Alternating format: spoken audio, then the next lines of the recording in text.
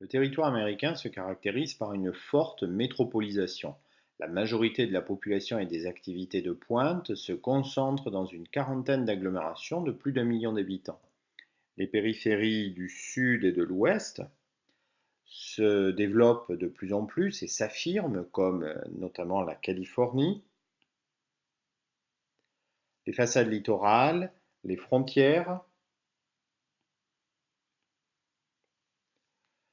se renforcent en raison du libre-échange et des accords d'intégration, comme l'ALENA, qui ont un rôle grandissant.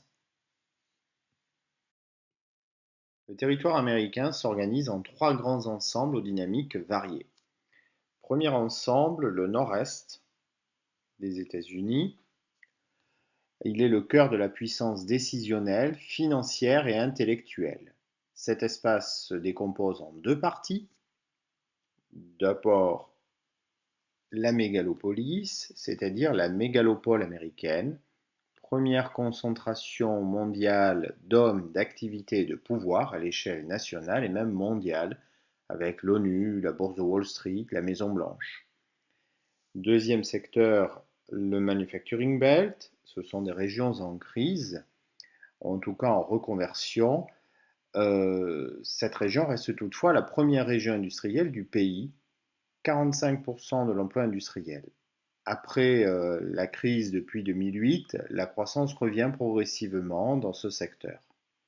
La partie la plus dynamique du pays, c'est le croissant périphérique, que l'on appelle aussi la Sun Belt.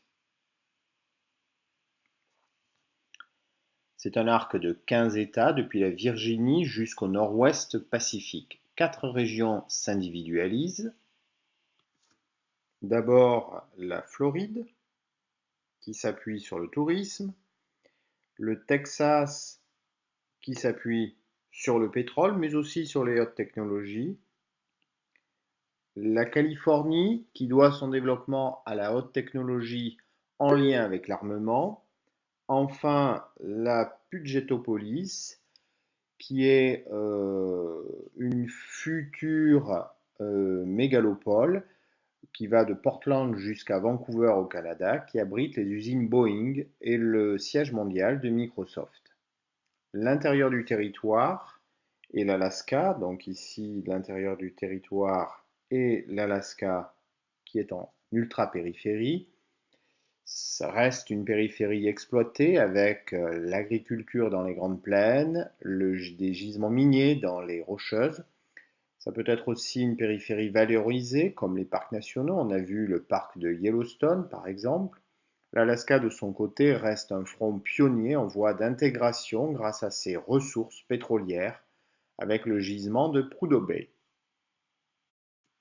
La Sunbelt est un mot de vocabulaire à retenir, littéralement c'est la ceinture du soleil, qui désigne les espaces attractifs et en forte croissance démographique et économique de l'ouest et du sud des États-Unis.